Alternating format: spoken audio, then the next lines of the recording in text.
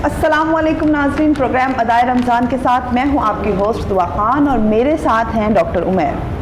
और जैसे कि आप सब जानते हैं कि रोज़े बहुत ही थोड़े रह गए हैं, मैक्स 5 भी हो सकते हैं और 4 भी हो सकते हैं। अभी सलार की और डॉक्टर उमैर की एक लड़ाई चल रही थी, ये बोल रहे थे 4, वो बोल रहे थे 5, तो यहाँ पे इनकी आपस में चल रही है। देखिए 4 होते हैं कि 5 होते हैं, हमें क्या, हम तो रख ही रहे हैं, रखते रहेंगे। खैर अभी आज आपको मैं बता दूं कि आज जो हमारे साथ शख्सियत मौजूद हैं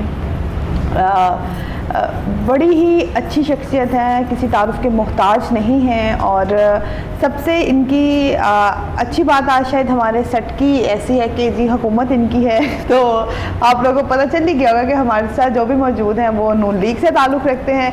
तो मैं आपको तारुफ करवा दूँ, हमारे साथ मौजूद है मोहम्मद नदीम पहलवान, chairman Pakistan wrestling and senior रहनुमा मुस्लिम लीग नून।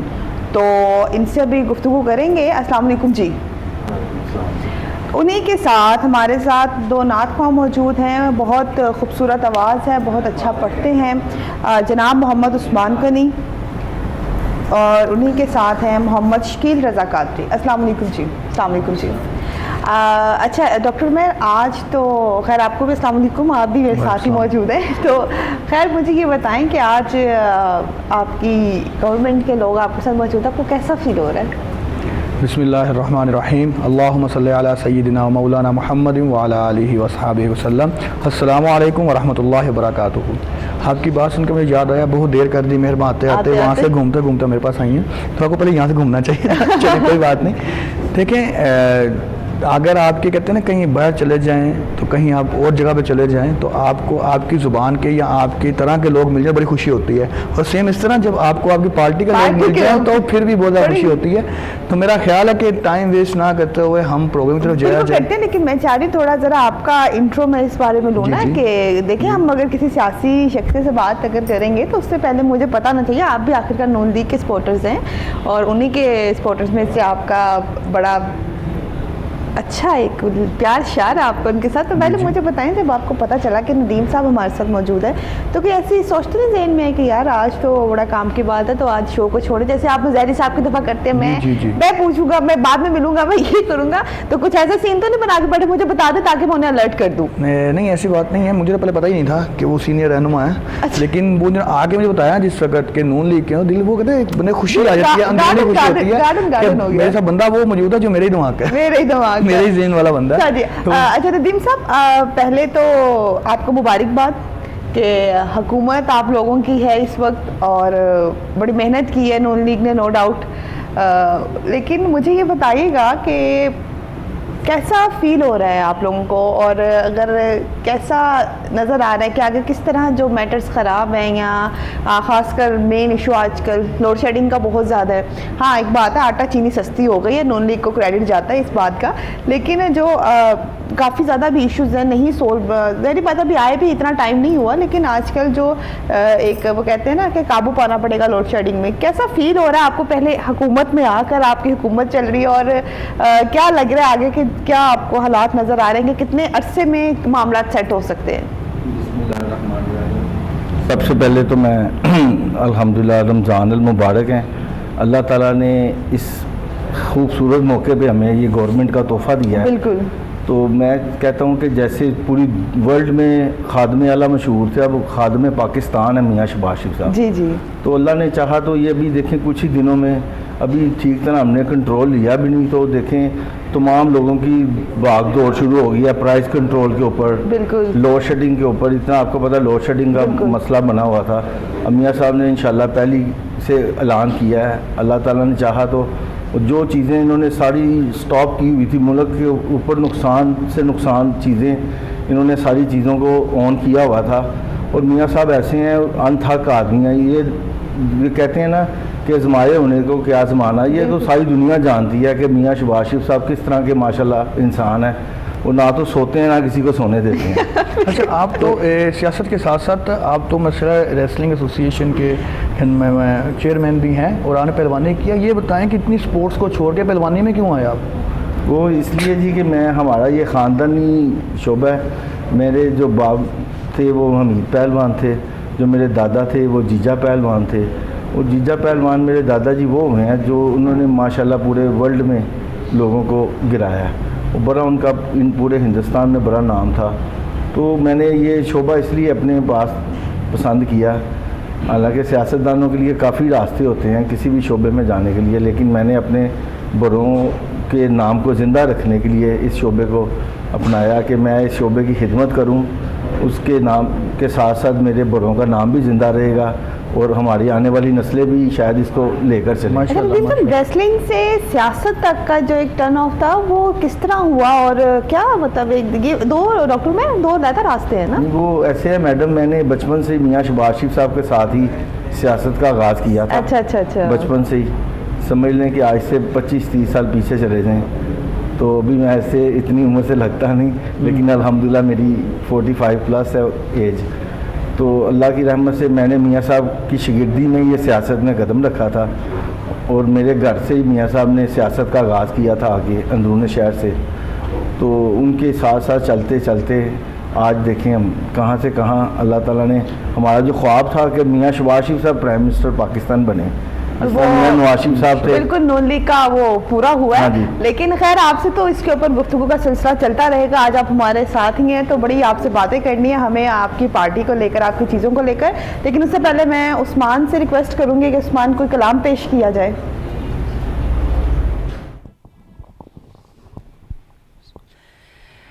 ज़हे मुक़द्दर हुज़ूरे हक से सलाम आया, पयाम आया, झुकाओ नज़रे बिछाओ पलके, अदब का आला मकाम आया। ज़हे मुक़द्दर ये कौन सर से कफन लपेटे चला है उल्फत के रास्ते पर,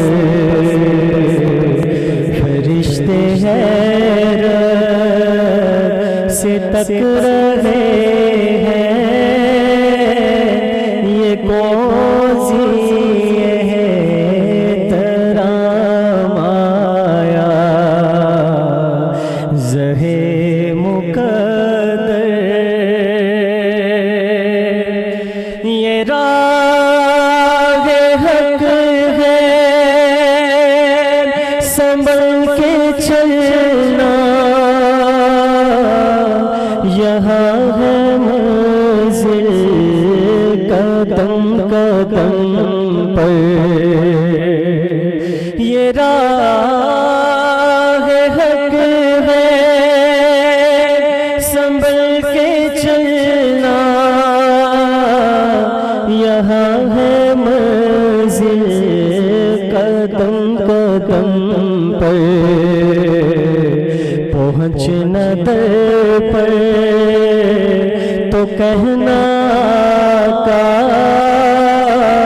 सलाम लीजिए गुलाम आया। पहुँचना दर पर तो कहना का सलाम लीजिए गुलाम आया। ज़हे मुक़द्दर माशाल्लाह बहुत खूब बहुत खूब। अच्छा नदीम साहब आपसे गुफ्तगू जो चल रही थी, आपसे बात हो रही थी कि आप बचपन से रहते हैं और अभी आप बता रहे थे कि जैसे कि शहबाज शरीफ साहब आप सबके सामने ही है कि जैसे उन्होंने वो इतवार बाज़ार और जो रमज़ान बाज़ार होते हैं उधर जाना शुरू कर दिया, सर्वे स्टार्ट कर दिया। तो मुझे बताएं कि आप लोगों का एक आपका भी उन्हीं के साथ कहीं आना जाना होता है या स्पेसिफिक आप भी कहीं पे जाके विज़िट करते हैं, या आपके ज़िम्मे में क्या क्या काम है अभी तक जो जो आपको हैंड ओवर किए गए हों? देखें जी, हम जो मियाँ साहब के पर्सनल बरखुदारों में से हैं। जी जी। हमारी खुफिया ड्यूटियाँ भी लग जाती हैं, हमें जी। किसी भी टास्क पे वो स्टैंड बाई कर दें, हम तो 24 आवर उनके बरखुदारों में से हैं, अवेलेबल हैं। और आप देखें कि कितनी आज तक कितने अरसे से ये किसी ने कोई किसी तंदूर पे रेट नहीं की थी कि कितने का रोटी बेच रहा है, कोई नान बेच रहा है, कितने का कोई गोश्त बेच रहा है, सब्ज़ी बेच रहा है। आजकल ये देखें कुछ ही दिनों में तमाम मजिस्ट्रेट, तमाम इदारे, तमाम टीमें, तमाम पटवारी सब की धोने लग गई हैं कि घर पहले पंजाबी की मिसाल थी ना, घर वाला घर नहीं तो सैन किसी का डर नहीं। तो हूँ तो देखो अल्हम्दुलिल्लाह कि दौरां लग गई हैं सब महकमे दियाँ कि हम अपने अपनी लाइन को काम को सीधा कर लें, ऐसा ना हो कि हमें घर जाना पड़ जाए। वो ये एडमिनिस्ट्रेटर अगर ठीक हो तो फिर ही अदारे और चीज़ें चल सकती हैं। जैसे कि आपका ये इदारा अगर इसमें एडमिनिस्ट्रेशन ठीक नहीं होगी तो यहाँ कुछ भी नहीं हो सकता। एडमिनिस्ट्रेशन के साथ ही सारी चीज़ें सही है कि एडमिनिस्ट्रेशन जो है वो पहले है, बाकी चीज़ें बाद में है। जिस तरह आप भी एक स्पोर्टमैन हैं और माशाल्लाह जो हमारे एक्स प्राइम मिनिस्टर है वो भी एक स्पोर्टमैन थे, तो आपकी उनके साथ कोई वाबस्तगी नहीं देखें उन्होंने हम लोगों को पहले बड़ी इस चीज़ की उम्मीद थी कि चलो यार एक स्पोर्ट्समैन प्राइम मिनिस्टर आया है, आवाम को बड़ी इस चीज़ों से उम्मीदें थी। और आपने देखा कि इतनी बड़ी स्पोर्ट्स जो पहले मियाँ शहबाज शरीफ साहब ने, हमजा साहब ने करवाई थी यूथ फेस्टिवल, जिसमें तमाम पाकिस्तान से दुनिया से लोगों ने आके पार्टिसिपेशन किया, पंजाब में इतना उस पर काम हुआ, इतना कुछ हुआ। और इसने प्राइम मिनिस्टर पहले वाले ने आपके सामने स्पोर्ट्समैनों को एक बुला के चाय का कप नहीं पूछा। एज ए स्पोर्ट्समैन उनका काम था, जितने पुराने स्पोर्ट्समैन हैं उनको बुलाते, उनके मसले सुनते, उनके मसाइल सुनते। देखिए मैं एक स्पोर्ट्समैन हूँ, अगर मुझे कल को कोई अच्छी इज्जत वाली जगह या कोई ऐसा मुझे प्लेटफार्म मिलता है तो मैं तो स्पोर्ट्समैनों की बात करूँगा, ना कि सिर्फ फन्ने पहलवानी पे नहीं, ऑल स्पोर्ट्स की। देखिए जिन्होंने मेडल लेकर आए हैं पूरी दुनिया से, मुख्तलिफ स्पोर्ट्स के शोबों से, उनको आज तक इन्होंने कभी बुला के एप्रिसिएशन भी नहीं दी कि यार चलो उनको कहीं बुला के खाना खिलाया जाए। नून लीग ने वो क्या सपोर्ट दी है? नून लीग ने देखें जी आपके सामने ही है, ये इतना आपको बताया अभी स्पोर्ट्स फेस्टिवल जो उन्होंने पंजाब में इतना बड़ा करवाया था, ये छोटी बात थी। अब इंशाल्लाह आप देखिएगा, अल्लाह खैर करे, अब हमजा साहब खलफ उठा लें, इसके बाद फिर हमारा स्पोर्ट्स का कोई बहुत बड़ा इंशाल्लाह बजट भी होगा, ऐलान भी होगा।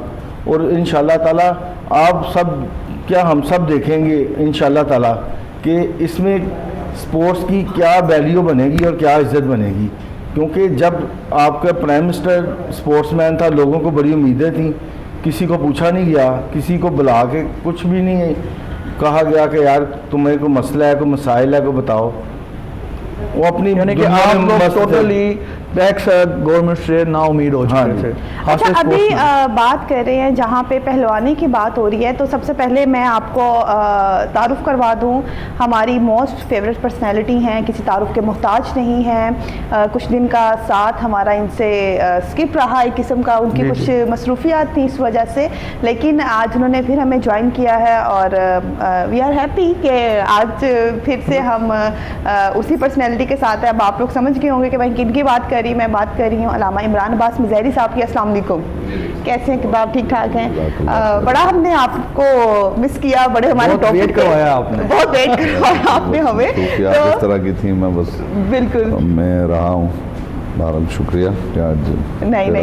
अच्छा हम सब जहाँ पे ये बात कर रहे हैं पहलवानी की और किसी भी तरीके की, तो कहा जाता है कि इमाम अली अलैहिस्सलाम के और नबी पाक सल्लल्लाहु अलैहि वसल्लम के भी स्पोर्ट्स को लेकर या पहलवानी को लेकर, इस तरह की चीज़ों को लेकर कुछ फरमान हैं, या उन्होंने इस बारे में क्या कहा है, या हमारे अगर दीन के लिहाज हम देखा जाए कि पहले वक्तों में अगर ऐसा होता था तो वो लोग किस तरह इस चीज़ों को देखते थे?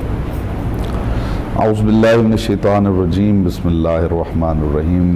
बज़ाहिर तो जो सुन रहा होगा वो यकीनन इस वक्त ये सोच रहा होगा कि पहलवानी और दीन की बात इसे कैसे मर्ज किया जाए, लेकिन मैं ये अर्ज़ करूँ कि रसूल अकरम सल्लल्लाहु अलैहि वसल्लम के जो फ़रामीन हैं और जो उनकी तरबियत है, उसके अंदर तंदुरुस्ती से मंदरुस्ती तक बिल्कुल एक पूरा सफ़र है।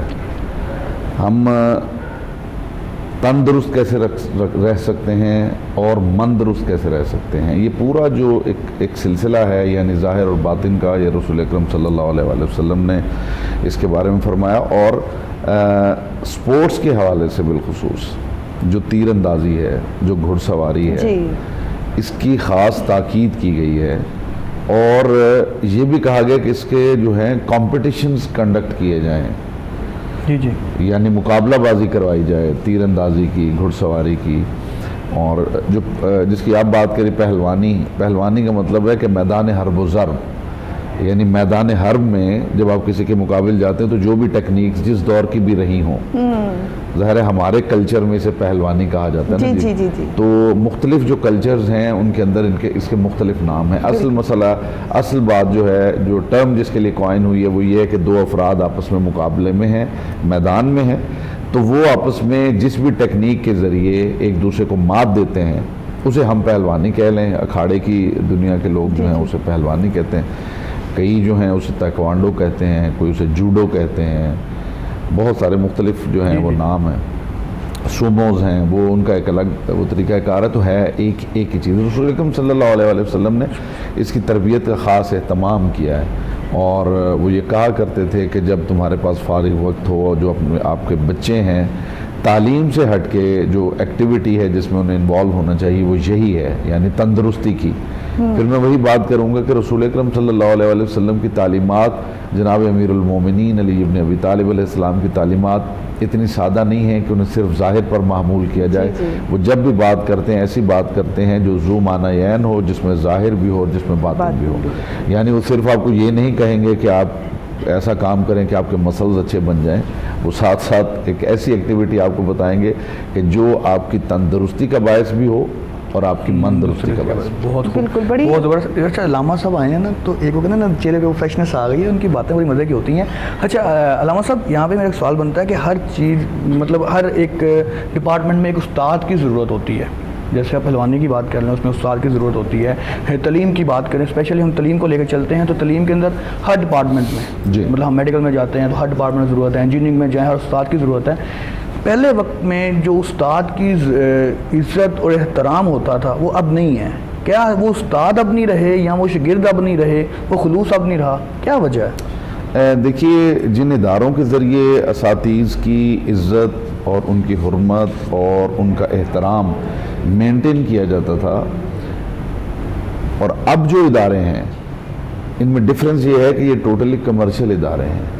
यहाँ जो इदारा है, यहाँ जो स्कूल है, उसका मेन कंसर्न देखिए अकली तौर पे भी आपका मेन कंसर्न वो चीज़ होती है जहाँ से आपकी इकॉनमी आप जनरेट करते हैं, जहाँ से इकॉनमी आती है, जहाँ से पैसे आते हैं। किसी भी प्लेटफॉर्म पे जहाँ से आपको पैसे आ रहे होंगे सबसे ज़्यादा आपका फोकस उसी पे होगा। अब जो हमारे इदारे हैं, जो स्कूल्स हैं, जो कॉलेजेस हैं, यूनिवर्सिटीज़ हैं, उन्होंने इस बात को अंडरस्टैंड किया है, उन्होंने इस बात को अंडरस्टैंड किया है कि असल सोर्स ऑफ इनकम जो है वो तो स्टूडेंट है, वो तो बच्चा है, क्योंकि पैसे तो वो देता है, टीचर तो पैसे लेता है, टीचर तो पैसे ले रहा है। उस पर फोकस करने की क्या ज़रूरत है जो पैसे ले रहा है, उस पर फोकस किया जाए जो पैसे दे रहा है। तो जब ये पीछे एक क्लिप भी चलता रहा है कि एक बाप जो है अपने बच्चे को साथ लेके गया और टीचर ने, बुजुर्ग आदमी है, टीचर ने कहीं उसे डांटा या थप्पड़ मारा या जो भी किया होगा, वो बाप उस बच्चे को साथ लेके गया है, उसने टीचर को सामने बिठा के बच्चे से कहा कि इसके मुंह पे थप्पड़ मारो। ये हमारी वीडियो क्लिप नहीं है, ये उसका बड़ा वायरल हुआ था, ऐसे ही है। अब देखें मामला क्या है। आप बड़े कॉलेजेस स्कूल्स में जाएं, यूनिवर्सिटीज़ में जाएं, तो वहाँ जो देखने को मिलता है वो ये है कि उन लोगों ने इस चीज़ को अंडरस्टैंड कर लिया है। वो मीटिंग्स में बैठ के इसके ऊपर प्लान करते हैं कि आपका सोर्स ऑफ इनकम आपका स्टूडेंट है। आपको ये देखना है स्टूडेंट कैसे खुश है। स्टूडेंट अगर खुश है तो आपका इदारा चल रहा है। आप स्टूडेंट को इस तरह इन्वॉल्व कर लें कि उसका कुछ, चाहे वहाँ पे कोई अफेयर चल रहे हों, चाहे वहाँ पे वो नशे की लत में इन्वॉल्व हो, चाहे उसकी दोस्तियाँ और माफिया को बना दें ऐसा, यानी बच्चा वहाँ से जा ही ना पाए। ठीक है, वो जब उसको इन्वॉल्व कर लेते हैं, फिर उसके बाद दूसरी बात यह कि टीचर्स को बाकायदा ये कहा जाता है कि बच्चे को नाराज़ नहीं करना। बिल्कुल। बड़े बच्चों की बात छोड़िए, छोटे छोटे बच्चे जो हैं बिल्कुल उनको सही ये कह रहे कहा जाता है कि बच्चे को नाराज नहीं करना। बच्चे को अगर चोट लग गई, बच्चा रो पड़ा, बच्चे ने घर जाके कह दिया कि स्कूल में टीचर ने मारा है, तो आप नेक्स्ट डे स्कूल नहीं होंगे। तो मुझे बताइए, जब एक टीचर जिसकी इनकम ही बेचारे की वही है, सैलरी जो उसने वहाँ से लेनी है, और स्कूल या इदारा जो है वो उसे इस तरह कहे, तो वो क्या करेगा? वो तो फिर बचते फिरते हैं, टीचर सारे बचते फिरते हैं। मैं अब इनको टीचर्स मानने के लिए तैयार ही नहीं हूँ। बिल्कुल ठीक देखिए, है। मैं एक बात अर्ज करूँ डॉक्टर साहब, जो आज़ाद लोग होते हैं वो कीमती लोग होते हैं। जी जी, जो पेड लोग होते हैं वो कभी कीमती नहीं रहते। बहुत अच्छी बात। मैं आज़ाद हूँ, मेरा जी चाहे मैं जहाँ जाऊँ, मैं जहाँ चाहूँ मैं बोलूँ, मैं जो मेरे दिल में आए मैं बोलूँ, मैं आज़ाद हूँ। और अगर मैं सैलरीड हूँ तो मैं तो वो बोल सकता हूँ जो मुझे पीछे से सिखाए दिया जाएंगे, गया। बताए लाइन मिलेगी, जो लाइन मिलेगी उसी पे बात करूँगा ना मैं। तो मैं इंसानों की उस सफ से बाहर हो जाऊँगा जो इंसान जिन्हें आज़ाद इंसान कहा जाता है। यहाँ भी मैं ये समझता हूँ, कोई टीचर हो, वो आलिम हो, खुदा करे कि कोई आलिम हो, टीचर हो और वो एम्प्लॉय ना हो। आमीन। बिल्कुल। जिस दिन वो एम्प्लॉय होगा, टीचर एम्प्लॉय होगा, जिस दिन आलिम दीन एम्प्लॉय होगा, जब वो सैलरीड पर्सन होगा, तो वो कहेगा जो उसे सैलरी दे रहा है। जो ज़्यादा बोले। अच्छा, most of the time Chaudhary की बातें, जी जी, कौन सी चौधरी की बातें चौधरी की बात? मस्जिद के मौलाना करते हैं, बिल्कुल। क्योंकि चौधरी ने उन्हें पैसे देने हैं, चौधरी ने रोटी खिलानी है, चौधरी ने दूध की गड़वी भेजनी है, समझ रहे हैं आप? तो वो बेचारे वो ये कहेंगे, चाहे चौधरी जो है वो अपनी बेटी का हक मार के बैठा हो, चाहे चौधरी बहन के जो है ना वो पैसे खा के बैठा हो, उन्होंने कहना चौधरी साहब की सुभान अल्लाह, चौधरी साहब तो सीधा जन्नत में जाएंगे, रास्ते में तो फिर से उन्हें रोकना नहीं। बड़ी मजे की बात की। अच्छा नदीम साहब, मैं यहाँ आपसे पूछना चाहूँगी, जैसे आप बता रहे हैं कि आप अगर जब पहलवानी में थे तो उससे पहले आपके बाप दादा भी, जाहिर बात है, एक आपका वो सिलसिला चलता आया, तो अब आपने भी आगे से अपने बच्चों को ये चीज़ सिखाई, और किसी को अपने बेटे या कोई अगर हैं तो उनको इन चीज़ में लेकर आए कि नहीं, या सियासत में ही लेकर जाएंगे? नहीं, देखिए, फ़न पहलवानी का जो मामला है ना, वो मेरे अपने माशाल्लाह अपने रिश्तेदारों में बच्चे हैं जो कर रहे हैं। मेरा एक ही बेटा है, अच्छा, वो माशाल्लाह अब एजुकेशन हासिल कर रहा है, वो इस तरफ नहीं आया। लेकिन मैं कहता हूँ जो दूसरे बच्चे जिनकी मैं कफ़ालत कर रहा हूँ, मेरे ख्याल से मेरे लिए वो भी मेरी औलाद से ऊपर है। बिल्कुल। क्योंकि उनमें से भी अगर कोई भी बच्चा इस मुल्क के लिए कोई नाम रोशन करेगा या मेडल लेकर आएगा, तो ये हमारे लिए बहुत बड़ा फ़ख्र है। और मैं प्रोफेसर साहब की बात को बढ़ाते हुए कहता हूँ, मैं आपके टीवी की वसागत से भी कहना चाहता हूँ कि हम सबको अपने घरों में बच्चे और बच्चियों के ऊपर एक ऐसी नज़र रखनी चाहिए जो हालात कॉलेज, स्कूल, यूनिवर्सिटियों के हैं, कि हमें चेक एंड बैलेंस अब बहुत ज़रूरी हो गया। क्योंकि पता ही नहीं चलता कि कहाँ से क्या जरासीम या क्या चीज़ घर में लेके कोई बच्चा आ जाए तो आपकी नस्ल आने वाली तबाह हो जाए। और इतना अल्लाह माफ़ करे, ड्रग्स और ये चीज़ें आम हो चुकी हैं कि आप अगर किसी चीज़ के ऊपर हाथ डालने जाते हैं तो उसके पीछे एक बड़ा माफिया है। तो मैं अल्हम्दुलिल्लाह यही सबको कहूँगा, जो लोग अपने बच्चों को बागों में भेजेंगे या ग्राउंडों में भेजेंगे ना, वो नशे से और इन चीज़ों से दूर रह जाएंगे। जब कोई बच्चा स्पोर्ट्समैन बनता है ना, तो उसको अपने जिस्म को देखता है, अपनी आने वाले मुस्तकबिल को देखता है, उसको कोई भी गलत रास्ता ना अल्हम्दुलिल्लाह टच नहीं कर सकता। बिल्कुल। अल्लाह ताला सबकी बच्चों को और सबकी औलाद को महफूज रखे। और मैं सबको कहूँगा कि हर कोई अपनी औलादों को और बच्चों को स्पोर्ट्स की तरफ ज़रूर भेजें, ताकि वो अपनी ज़िंदगी को, अपने आप को वो खूबसूरती की तरफ लेके जाए। जी नदीम साहब, मेरा यहाँ पे आपसे एक थोड़ा इख्तिलाफ राय है कि जिसमें आप कह रहे हैं कि बच्चे को आप ग्राउंड में भेजें, बच्चा स्पोर्ट्समैन बनेगा। अक्सर स्पोर्ट्समैन भी तो क्या नशे की लत में लगे हुए हैं, वो भी तो ड्रग्स ले रहे हैं। वो ये बात है कि इस पर तरबियत ज़्यादा नहीं आएगी, बंदे की तरबियत। तो मैंने आपको पहले ही कहा है कि जो आजकल का वक्त आ गया नाउज़ बिल्लाह, कि हम अल्लाह ताला ही आया हमारे घरों को और हमारे बच्चों को, आने वाली नस्लों को महफूज कर सके। माहौल बहुत ही बिगड़ गया है। लोग ने ये जो मीडिया है, ये जो मोबाइल है, ये ऐसी अल्लाह माफ़ करे एक लत बन गई हुई है कि आप देखें कि पहले 10 लोग बैठे होते थे, आपस में गुफ्तगू करते थे। अब घर में 3 लोग भी बैठे हों तो वो 3 घंटे भी एक दूसरे से हेलो हाय नहीं करते। वो अपने मोबाइल पे लगा होता है, माँ अपने मोबाइल पे लगी हुई है, बेटा अपने मोबाइल पे है, बाप अपने मोबाइल पे है।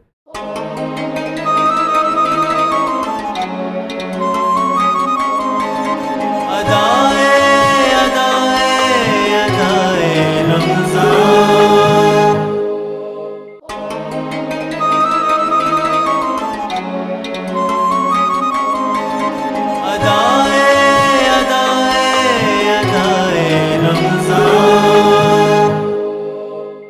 वेलकम बैक नाज़रीन। ब्रेक पे जाने से पहले हम बात कर रहे थे अल्लामा इमरान अब्बास मज़हरी साहब से। मेरा उनसे सवाल था कि उलमा का और टीचर्स का आजकल क्या रोल है हमारे माशरे में। तो मैं वापस चलती हूँ अपने सवाल की तरफ। जी किबला बताइएगा।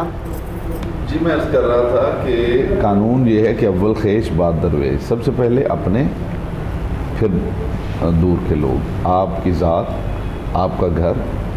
मैं अक्सर ये बात करता हूँ कि माँ घर में भूखी बैठी हो तो बाहर हातम ताई नहीं बना कर। बिल्कुल। माँ के पास दवाई के पैसे नहीं हैं, बाहर आप हॉस्पिटल बना के फिर रहे हैं, मतलब आप कर क्या रहे हैं, दो रंगे के शिकार। तो जो रिस्पॉन्सिबिलिटी है, मैं ये बात कर क्यों रहा हूँ, रिस्पॉन्सिबिलिटी सबसे पहले आपकी अपनी ज़ात की है। टीचर को जो सबसे पहले मैं समझता हूँ कि रोल प्ले करने की ज़रूरत है वो ये कि सोसाइटी में टीचर को और आलिम को ये अंडरस्टैंड करने की ज़रूरत है कि उसका अपना स्टेटस क्या है। वो एक अहम शख्स है, वो एक कीमती शख्स है, वो एक आज़ाद शख्स है। वो ऐसा नहीं है कि ग़ुलामों की तरह उसको हंकाया जा सकता है। वो ऐसा नहीं है कि जिसे डिक्टेट किया जा सकता है। वो ऐसा नहीं है कि जिसे ये कहा जा सकता है कि इस माहौल में आपने ये बात करनी है, इसमें आपने ये बात करनी है, ये बात आप ना करें, वो बात करें, बच्चे को यूँ पढ़ाएं तो यूँ ना पढ़ाएं।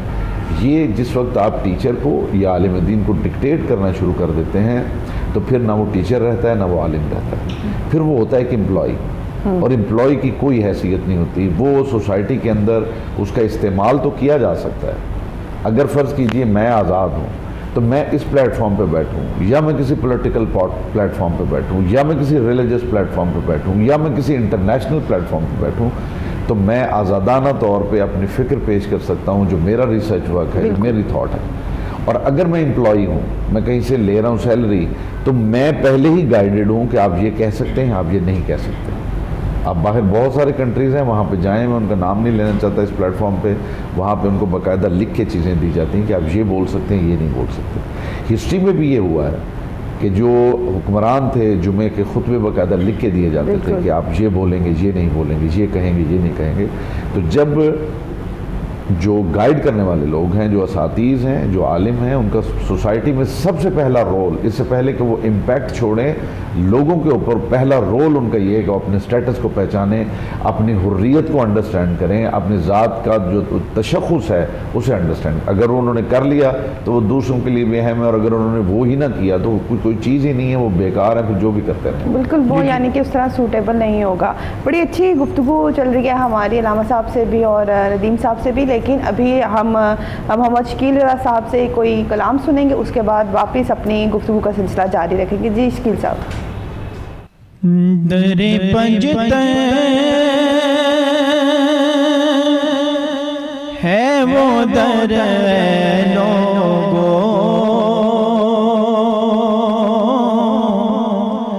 जिसके सदके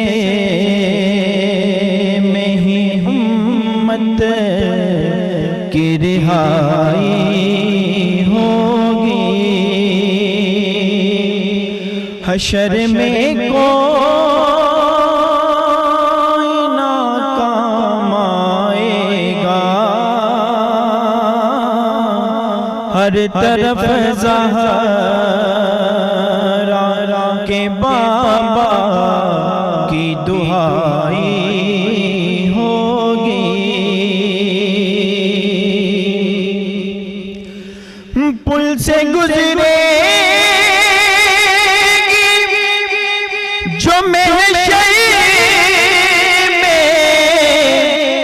जनाबे ज़हरा, पुल से गुजरेगी जो महशर में जनाबे ज़हरा। हुक्म होगा झुका लो नजरें, हर तरफ झुकी हुई ही खुदाई होगी। हुक्म होगा कि झुका लो नजरें, हर तरफ झुकी खुदाई होगी। वही सरदार है मुख्तार है जन्नत के मालिक। कैसे जन्नत में भला जाएगा आल जिसने भी मोहम्मद की सताई होगी। कैसे जन्नत में भला जाएगा आल जिसने भी मोहम्मद की सताई होगी। दफतन देख के अफलाक भी दर्जे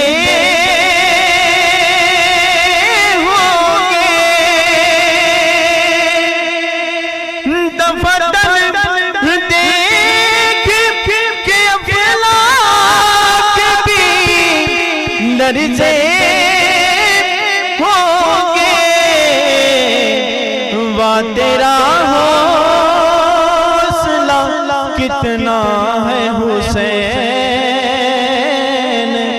लाशें असग़र की जो हाथों में उठाई होगी। वाह तेरा कितना है हुसैन,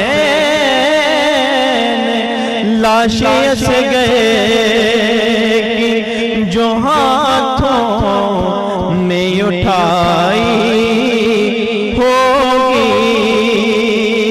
हशर में कोई ना काम आएगा,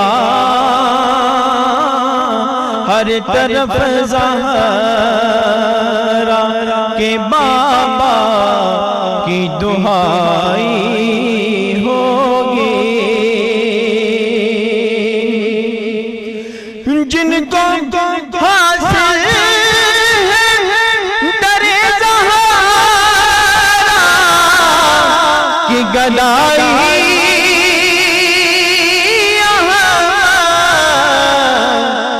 नाज़ करते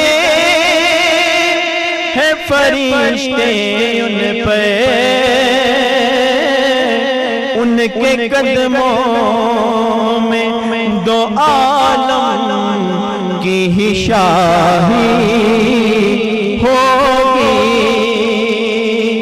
दर पंजते है वो दर लोगों जिसके सदके में ही उम्मत की रिहाई होगी। हशर में कोई ना काम आएगा, हर तरफ ज़हरा के बाबा की दुहाई। माशाल्लाह माशाल्लाह, बहुत खूबसूरत। जन्नत में वो कैसे जाएगा भला जिसने आल मोहम्मद की सताई होगी। बेहतरीन कलाम, बहुत खूबसूरत पढ़ा आपने। तो मेरा ख्याल है डॉक्टर, मैं बैक टू द टॉपिक। जी जी जी अलामा साहब, ये बताएं, अभी आप बात हो रही थी कि उस्ताद या आलिम जो है वो एम्प्लॉई ना हो। मेरा क्वेश्चन है कि आज से कुछ अर्से पहले, जब हम छोटे थे, कुछ अर्सा पहले, तब भी तो उस्ताद गवर्नमेंट के एम्प्लॉई थे या प्राइवेट एम्प्लॉई थे, लेकिन उनका जो मर्तबा, जो मुकाम था, वो हम लोग इमेजिन नहीं कर सकते। मुझे अभी भी याद है, मैं मार खाए घर आके बताता ही नहीं था कि मुझे मार पड़ी है, क्योंकि मुझे पता घर से फिर पड़ेगी। तो आजकल के टाइम में वो टीचर बच्चे को ओए बोल दे तो बाप से चला जाता है कि इसकी वो फीलिंग्स हर्ट हुई हैं। ये क्या वजह? एम्प्लॉय तो पहले भी वो था ना। बिल्कुल सही है। असल में जो पहले हो रहा था वो भी उसे आप आइडियल नहीं कह सकते, और जो अब हो रहा है वो तो बिल्कुल भी आइडियल नहीं है। यानी अगर पहले ये था कि डॉक्टर उमैर साहब को जो है वो छड़ियों से मारा जाता था तो ये बड़ी अच्छी बात नहीं थी। अच्छी बात नहीं। ठीक है, ये कोई आइडियल बात नहीं थी कि हमें मारा गया, हमें टीचर्स ने मारा है और हमने। आइडियल बात क्या है? आइडियल बात ये है कि तालीम देते हुए बच्चे के साथ ऐसा रवैया रखना, ऐसा माहौल क्रिएट करना कि जिसमें बच्चा बोरियत महसूस ना करे, जिसमें बच्चा पढ़ाने वाले के साथ इतना मानूस हो कि वो खुद उससे लर्न करे।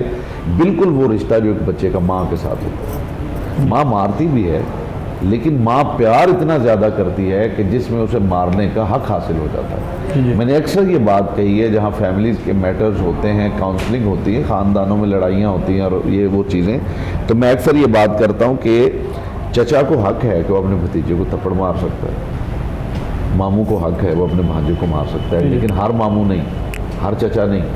वो चचा थप्पड़ मार सकता है भतीजे को जो बहुत ज़्यादा मोहब्बत दे चुका हो, इतनी मोहब्बत दे चुका हो कि बच्चे का बाप भी बच्चे को समझाने के लिए कह दे कि बेटा तुम्हें पता है ना वो कितना प्यार करते हैं, तो तुमने कुछ गलत किया होगा तो उन्होंने मारा। तो जहाँ मोहब्बतें दी जाती हैं वहाँ पे आप अगर आप छड़ी भी मार लेंगे, अगर आप थप्पड़ भी मार लेंगे तो वो कोई इतनी बड़ी बात नहीं है। लेकिन महज थप्पड़ों की बुनियाद पे, महज पिटाई की बुनियाद पे आप नहीं पढ़ा सकते। मोहब्बत अव्वल इन शर्त है, वो अव्वल है। अच्छा, अब का जो माहौल है दूसरी एक्सट्रीम है सिर्फ मोहब्बत, जी जी, जिसमें सर्जनिश नाम की चीज़ ही नहीं है। आप ये मत बताइए कि आप खुदा से ज़्यादा रहीम हैं। जब खुदा ये कह रहा है, अब बच्चा जो है उसकी ख़ास एज है कि उस एज में बच्चे को आप तालीम दें नमाज की, कुरान मजीद की, और अगर वो ना पढ़े तो फिर उसकी पिटाई करें, सर्जनिश करें, सख्ती करें। ठीक है, ये वो कह रहा है जो रहम का खालिक है, जो रहमत लिल आलमीन का परवरदिगार है। इसका मतलब ये है, और वो खुद भी पिटाई करता है, जी जी, वो खुद भी करता है। वो इतना रहीम है कि उसका मतलब कंपैरिजन माँ के साथ भी नहीं हो सकता। लेकिन जब उसकी पिटाई शुरू होती है तो वो अल्लाह माना लफीज़ है, लेकिन वो पिटाई बाद में।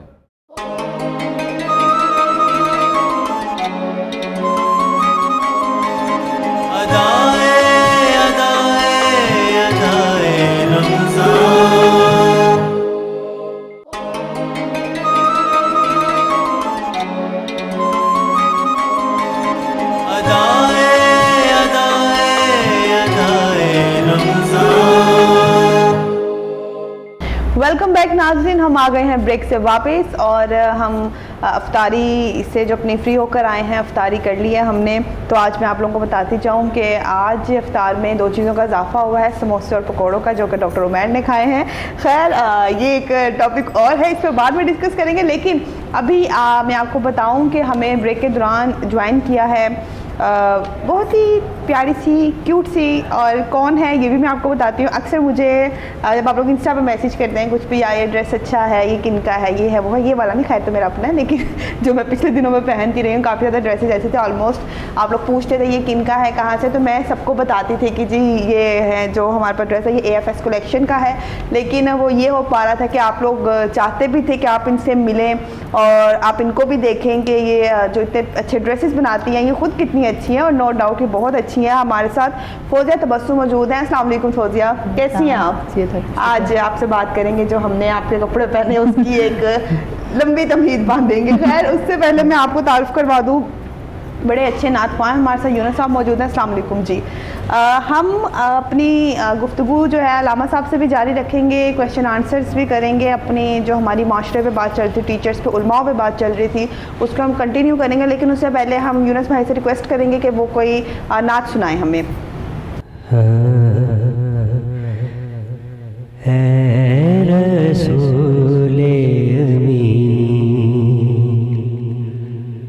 खातमुल मुरसलीन ए रसूले अमीन, खातमुल मुरसलीन, तुझसा कोई नहीं, तुझसा कोई नहीं है, अकीदा ये अपना बसिद को तुझसा कोई नहीं, तुझसा कोई नहीं, ऐ रसूले अमीन। दस्ते कुदरत ने ऐसा बनाया तुझे,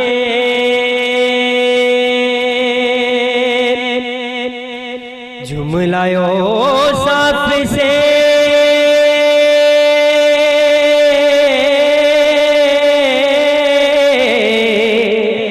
खुद सजाया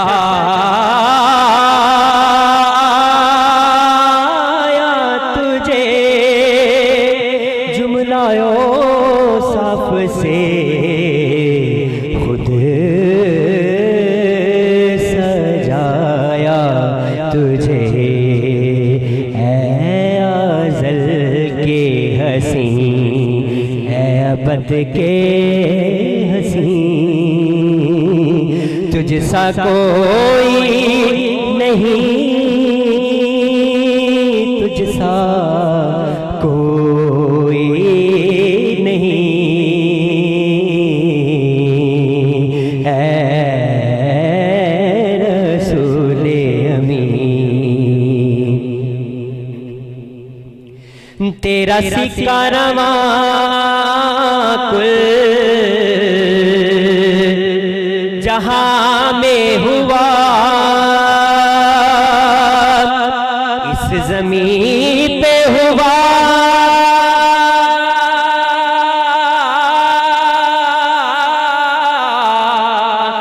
आसमां पे हुआ, इस ज़मीन पे हुआ,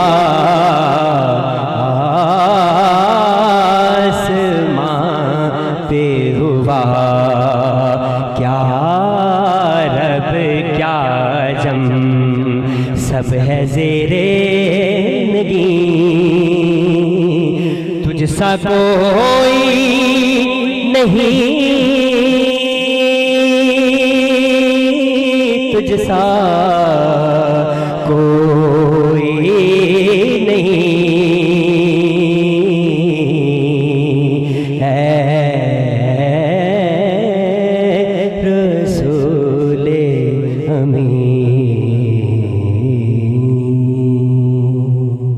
माशाल्लाह बेहतरीन खूबसूरत कलाम। अच्छा जी, जहाँ मैंने आपको फौजिया का तारुफ करवाया, मैं आपको ये बताना भूल गई कि फौजिया तो ब्यूटी एक्सपर्ट भी हैं और माशाल्लाह उनकी पर्सनैलिटी देखकर भी हमें पता लग रहा है। तो आइए फौजिया से थोड़ी सी गुफ्तगू करते हैं। अच्छा फौजिया, मुझे ये बताइएगा कि AFS कलेक्शन जो है जी जी कब सोचा था इसका और कितना टाइम हो गया इसको, और पहला कौन सा एक वो ड्रेस था जिसको बना के सोचा कि नहीं अब मुझे लगता है अब मैं डिज़ाइनर हूँ और अब मैं इसको कंटिन्यू रखूँगी।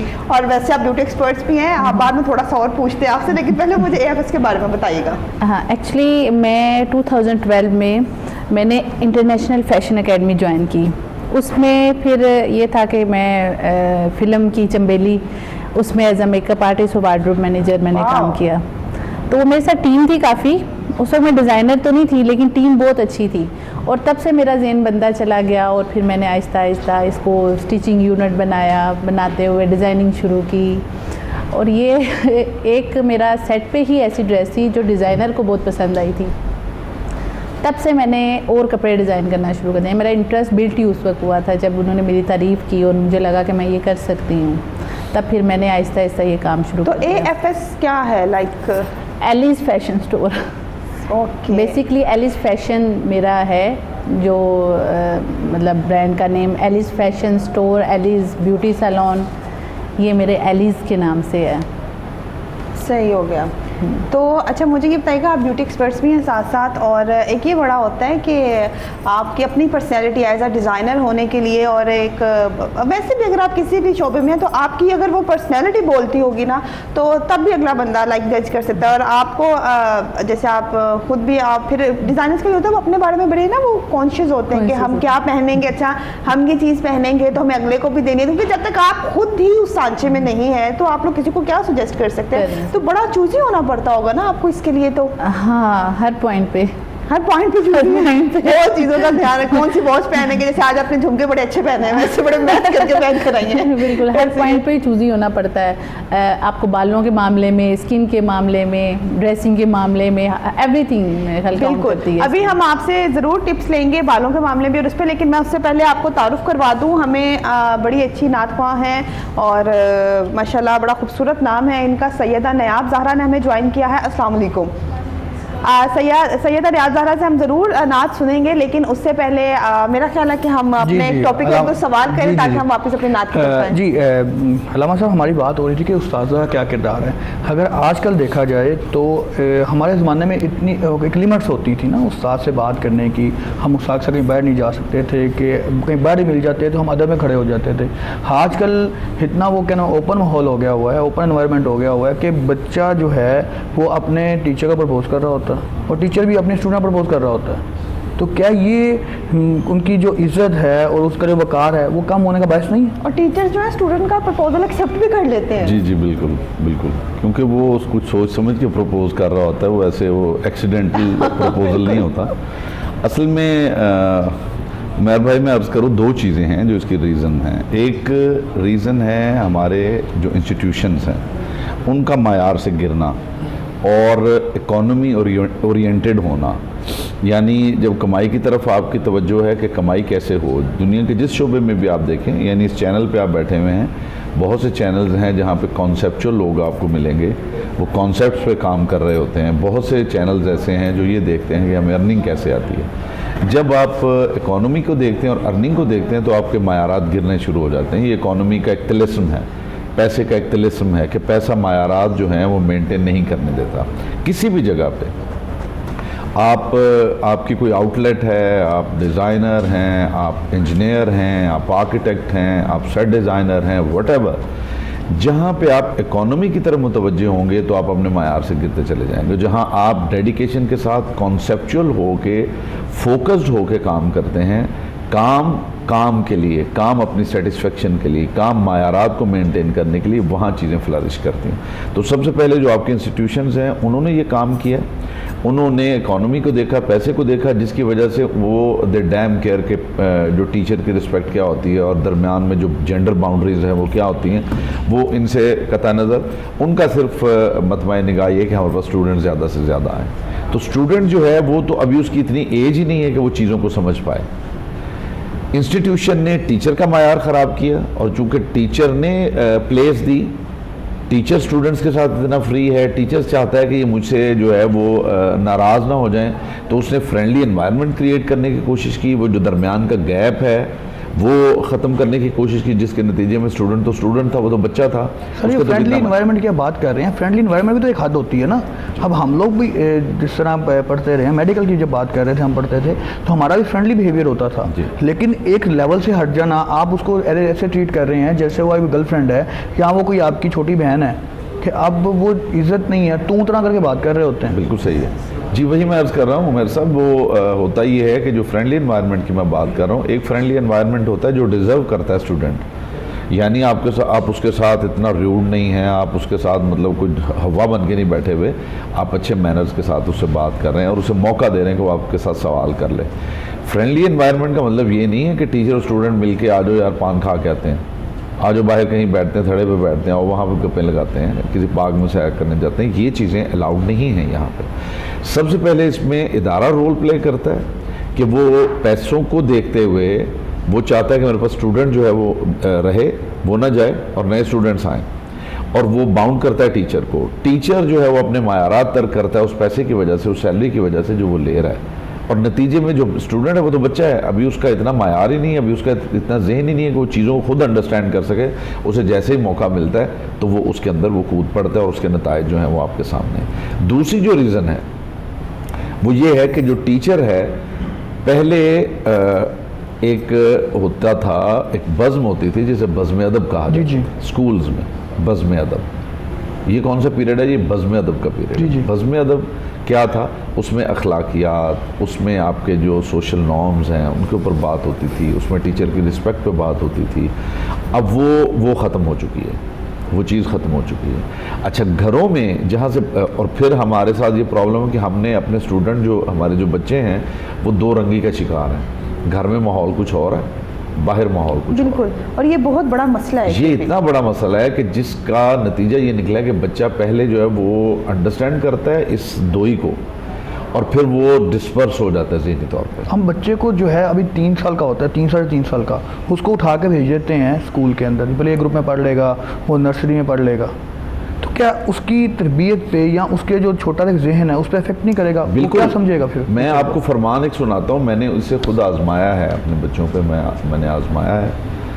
अमीर अलैहिस्सलाम का ये फरमान है कि 7 साल तक बच्चा बादशाह है, फिर अगले 7 साल बच्चा आपका ग़ुलाम है और फिर अगले 7 साल आपका वज़ीर है। ये जो पहले 7 साल हैं ये बच्चा बादशाह है। बच्चे के ऊपर किसी किस्म की बंदिश, किसी किस्म का प्रेशर वो मत डालें, बच्चे को छोड़ दें, उसे फ्लरिश करने दें। बच्चे का दिमाग जो है इतनी तेज़ी से बढ़ता है, उसका IQ इतना ज़बरदस्त हो जाता है। और मैंने इसको आजमाया है, मेरे 2 बच्चे हैं माशाल्लाह, एक बेटा है एक बेटी है, मैंने दोनों पे उसको आजमाया और मैंने 7 साल तक इन्हें छेड़ा ही नहीं। बहुत खूब। उसके बाद मैंने करवाया। अभी मैं मतलब जब वो मेरे साथ गुफ्तगू कर रहे होते तो मुझे एहसास होता है कि आम बच्चों से ये कितने डिफरेंट हैं। वो मैच्योर लोगों में अगर बैठें तो वो आपको महसूस नहीं होगा कि ये बच्चे हैं। ये वो चीज़ें हैं, आपने अपने उस शौक़ में कि जी 3 साल का बच्चा है उसे मैं जम करवा रहा हूँ जी, मैं तो 2 साल आगे करवा दिया बच्चे को, तो क्या आपने कर लिया? क्या मार का मार लिया? अगर आपने घर में प्रॉपर तरबियत की हुई है तो मतलब स्कूलिंग तो वहाँ से शुरू हो गई है। जब आपने घर में तरबियत नहीं की और बच्चे को 2 रंगी का शिकार कर दिया है कि घर में कुछ है, स्कूल में कुछ है, टीचर कुछ पढ़ा रहा है। मैंने इस पे बहुत ज़्यादा काम किया है, ये पीछे हम इसके ऊपर लेक्चर्स देते रहे हैं कि स्कूल्स में, कॉलेजेस में अब ये 2 रंगी, ये बाकायदा एक सब्जेक्ट होना चाहिए, सब्जेक्ट होना चाहिए, इसको डिस्कस होना चाहिए। मैं इसको रिमाइंड करता हूँ कि हम 2 रंगी का शिकार हैं, हमें इससे निकलने की ज़रूरत है। अगर ये कभी मौजू हुआ तो मैं इसमें अर्ज़ करूँगा कितनी भयानक हक़ाइक़ हैं मुआशरे के जो 2 रंगी की वजह से पैदा हुए। बिल्कुल, हम 2 रंगी में तो हर बंदा ही आ रहा है ना, रखेंगे 2 रंगी एक टॉपिक है, ज़रूरत है हमारे सुनने वालों की। हम डायरेक्टर से दरख्वास्त करेंगे वो लाजमी इसको रखें। हम अभी कर देते हैं। छोटा सा और क्वेश्चन है कि जब जो टीचर की आप कह रहे इज़्ज़त की कमी, तब जो मैंने नोट किया है कि 2005 के बाद जब टीचर ने घरों में जाके पढ़ाना शुरू किया है तो बच्चा ये समझ रहा होता है कि इसको हम पे कर रहे हैं, ये हमारा एम्प्लॉई है ना कि टीचर है।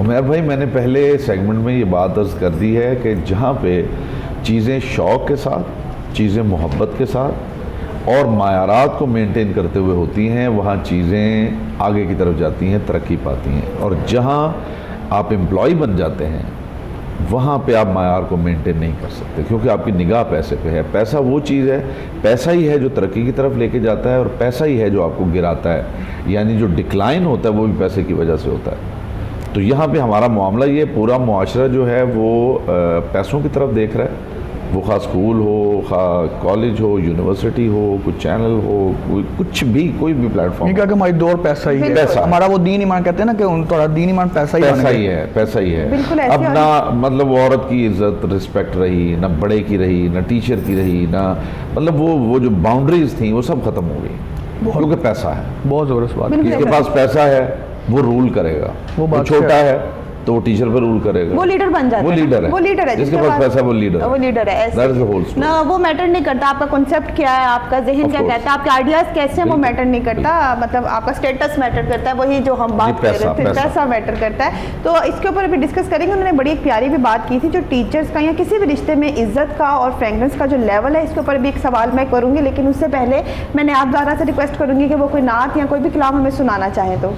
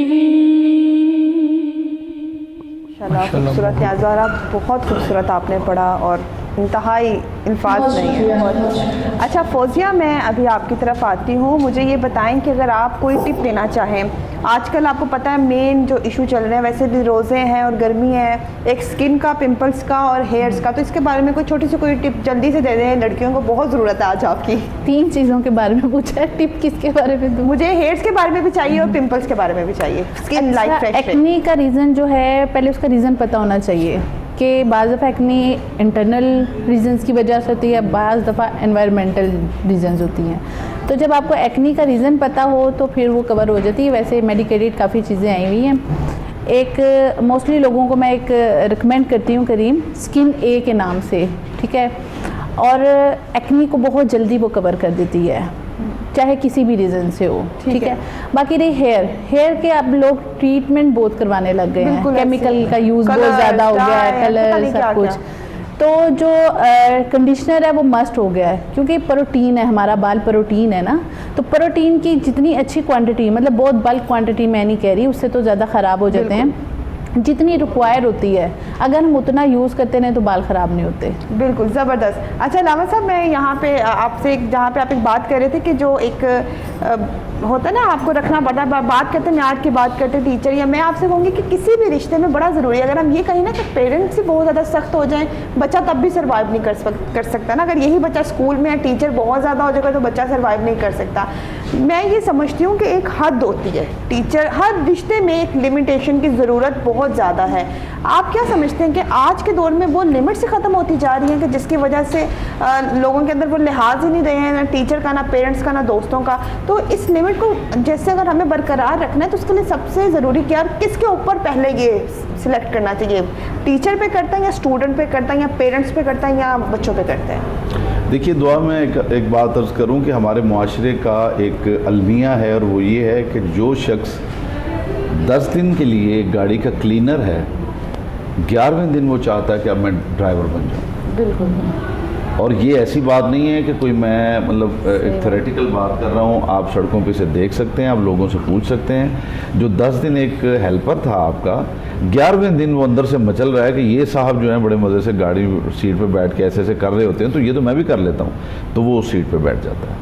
इसी तरह मेडिकल शोबे में है, जो आपके वो लोग जो कल एज ए कंपाउंडर किसी प्रोफेशनल डॉक्टर के साथ काम कर रहे थे, अब उनकी ख्वाहिश है कि वो ख़ुद जो है ना वो लोगों को मशवरे दें, खुद लोगों को बताएं, लोग उनसे आके पूछें। अच्छा, इसी तरह टीचर्स हैं, इसी तरह मैं अपनी तरफ भी आऊँगा। अब ये ना समझिएगा कि मैं उलमा को इसमें वो करूँगा, नहीं, हमारे यहाँ भी ऐसा ही है कि जो 4 दिन जिसने 4 किताबें पढ़ ली हैं, वो ये चाहता है कि अब उससे मसाइल पूछे जाएं, अब वो बताएगा कि दीन क्या चीज़ होती है और कैसे गाइड किया जाता है और कैसे। ये एक बहुत बड़ा अलमिया है, इसे एड्रेस करने की ज़रूरत है। हर चीज़ की एक ऑथेंटिकेशन होती है, हर चीज़ की एक डिग्री होती है, हर चीज़ की एक सर्टन लेवल होता है जो आप अचीव करते हैं तो आप एलिजिबल होते हैं, कब आप उस पर बात कर सकते हैं। यहाँ पे प्रॉब्लम जो आप बात कर रही हैं, प्रॉब्लम ये है कि एक टीचर है ही नहीं। वो महज इसलिए टीचर बन गया हुआ है कि उसके पास जॉब नहीं थी, वो स्कूल में चला गया कि जी मैं जॉबलेस हूँ। उन्होंने कहा अच्छा आके तुम उर्दू पढ़ा लिया करो, तुम इंग्लिश पढ़ा लिया करो। अब उसे पता ही नहीं है कि टीचर के मेरिट्स क्या होते हैं, जब उसे उन लिमिट्स का ही पता ही नहीं है। जो बंदा कल जो है वो उसने 10 किताबें पढ़ी और आज वो कह रहा है कि मुझे स्कॉलर मान लिया जाए, उसे स्कॉलर की लिमिटेशंस का ही पता नहीं है, उसे उन बाउंड्रीज़ की खबर नहीं है कि एक स्कॉलर जो है जब वो किसी से बात करता है, जब किसी को गाइड करता है, मेल्स के साथ बात करता है तो क्या बाउंड्रीज़ हैं, फीमेल के साथ बात करता है तो क्या बाउंड्रीज़ हैं, बच्चों के साथ, तो उन बाउंड्रीज़ को ही वो नहीं जानता, तो वो उनको मेंटेन कैसे करेगा? तो ये एक बहुत बड़ा अलमिया है। इसकी मेन रीज़न मैं मुआशरे में ये समझता हूँ कि जो बंदा जो भी कर रहा है उसे पहले ये समझना चाहिए कि उसके लिए ऑथेंटिकेशन की ज़रूरत है और एक सर्टन लेवल है जो इसे अचीव करना, फिर उसके मेरिट्स और डीमेरिट्स का पता चलता है, फिर उसके डोंट्स और डूज़ का पता चलता है। जब आपको खुद ही अपने शोबे का पता नहीं है, आप अपने ओहदे के बारे में खुद ही नहीं जानते, तो आप हाँकेंगे और क्या होगा? बिल्कुल। एक बंदा पॉलिटिशियन ही नहीं है, अब वो मतलब उसके ऊपर लेक्चर देना शुरू कर देगा तो वो क्या करेगा? बेड़ा गर्की करेगा। ऑफ कोर्स अलामा ने बड़े अच्छे से इसको बयान किया और बड़े अच्छे से बताया कि वाकई बड़ा ज़रूरी है। आपको हर रिश्ते में वही बात है ना, हर रिश्ते में इज्जत सबसे पहले, इज्जत का म्यार रखें, उसके बाद फ्रैंकनेस भी आपको देखना पड़ता है कि आप किस हद तक फ्रैंक हो सकते हैं ना किसी के साथ। तो अपनी लिमिट्स को कायम रखें, अपने लिमिट्स के अंदर रहे, ये बहुत ज़्यादा ज़रूरी है। कोई भी रिश्ता हो, इसमें सब रिश्ते आ जाते हैं। अच्छा, अभी हमें ज्वाइन किया है शकील रज़ा कादरी साहब ने। अस्सलाम वालेकुम जी। और मैं अभी डॉक्टर मैं मेरा ख्याल है कि अभी मजीद क्योंकि नहीं, पहले ना सुन लेते हैं, फिर नहीं अभी प्रोग्राम इतना जल्दी नहीं जाएगा। मेरा क्वेश्चन अलामा साहब से, एक तो उन्होंने ज्वाइन इतने दिनों बाद किया तो क्वेश्चन मतलब सारे लिख कर आए हैं, पूछ के ही जाएंगे यहाँ से, बेफिक्र हैं आप लोग, ये ऐसे नहीं जाने वाले हैं। तो मैं तब तक आपसे रिक्वेस्ट करूँगी आप हमें कोई नात या कोई कलाम सुना दें। हशर में खुद को जो देखूंगा,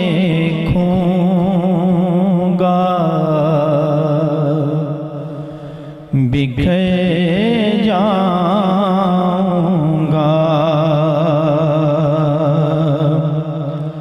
हशर में खुद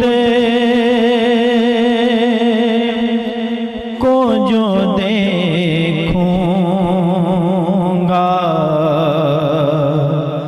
बिखर जाऊंगा। आपने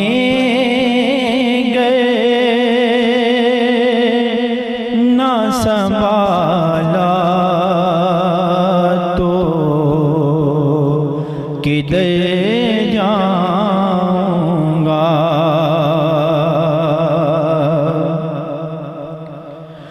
इतना मानो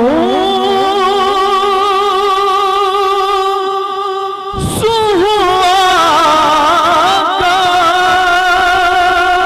मैं तेरे कदम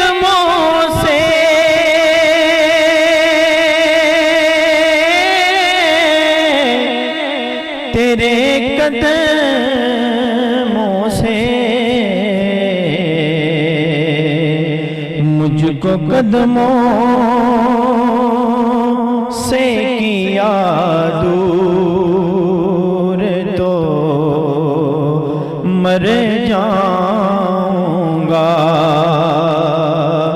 मुझको कदमों से किया दूर तो मर जाऊंगा। मेरी है आस की डोरी दरे पंजतन से जुड़ी,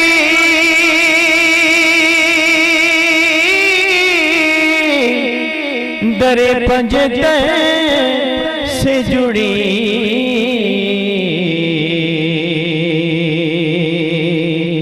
बेखतर हो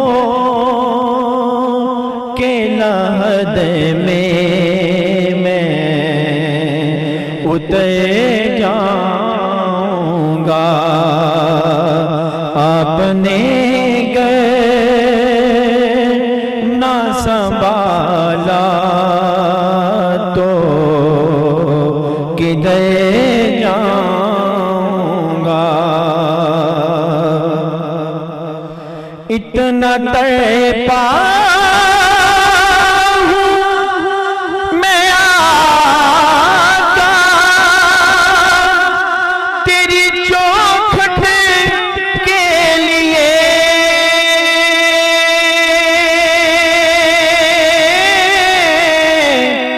तेरी चौखट के लिए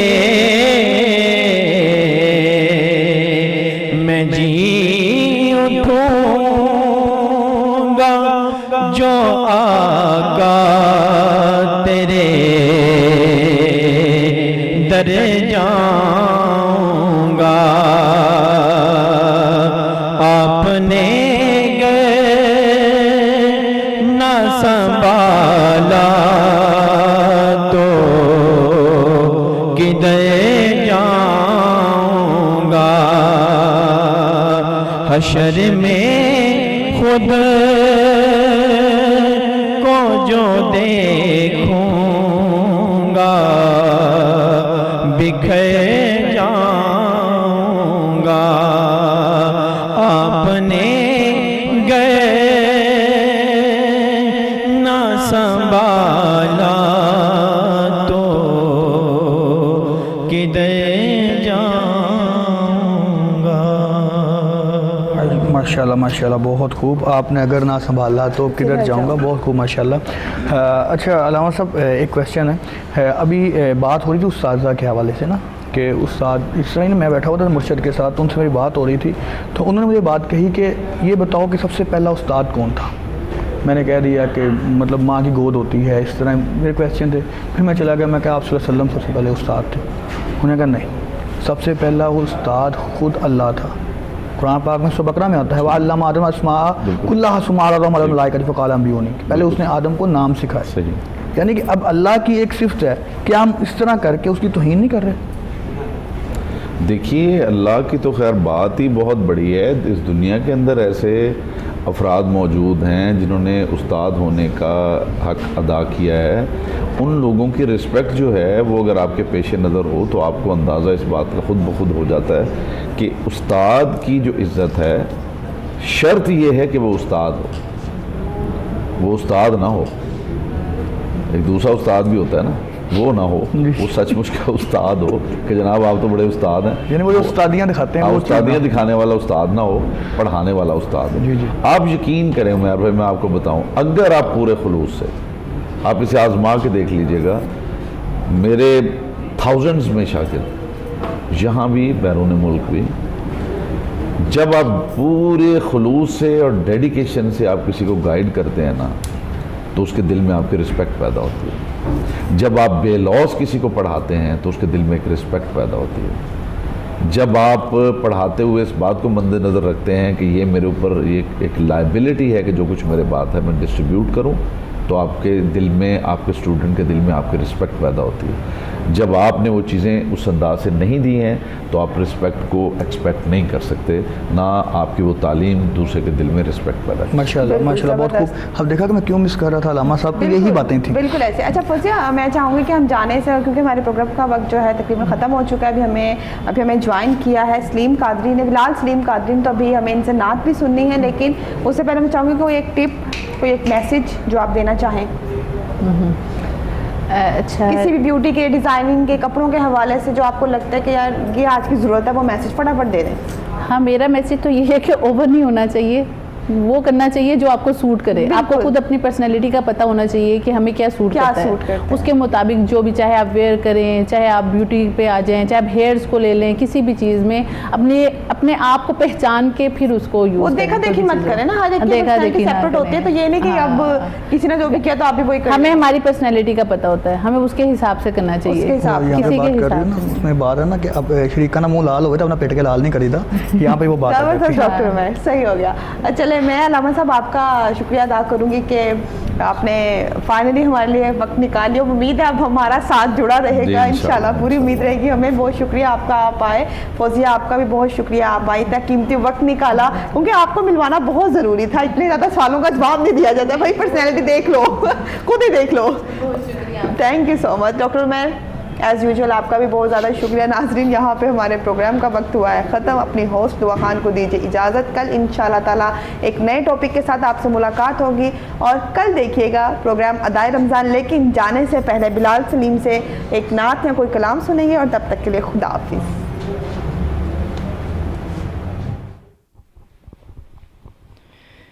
मदीने से बुलावा आ रहा है,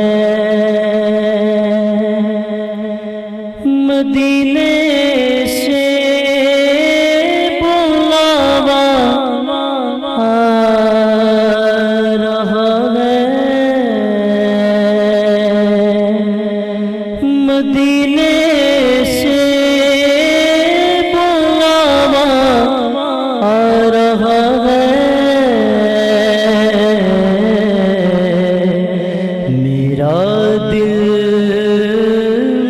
से पहले जा रहा है, हाँ, मेरा दिल मुझसे पहले जा रहा है, मेरा दिल भी तो अपने साथ ले जा,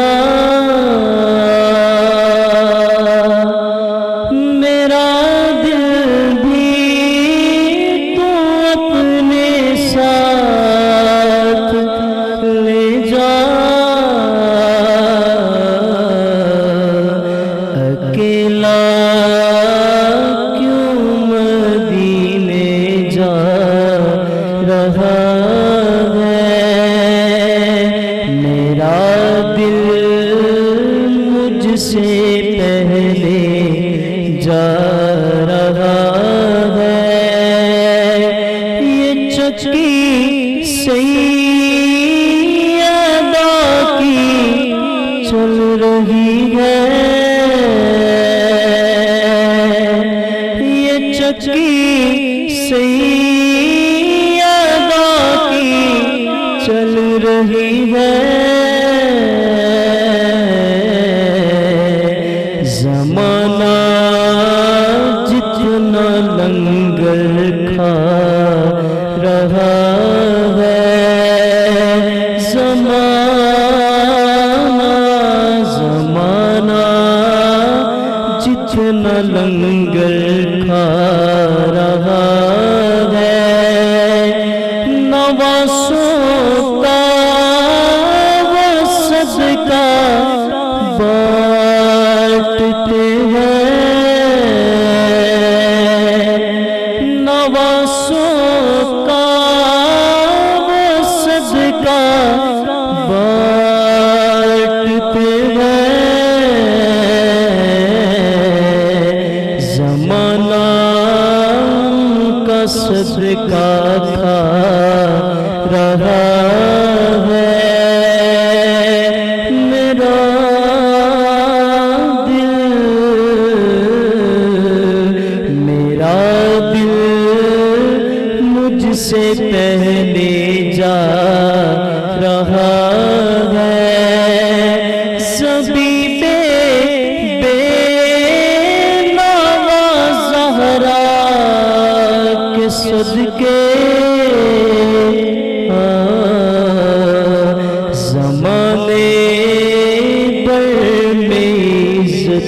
पर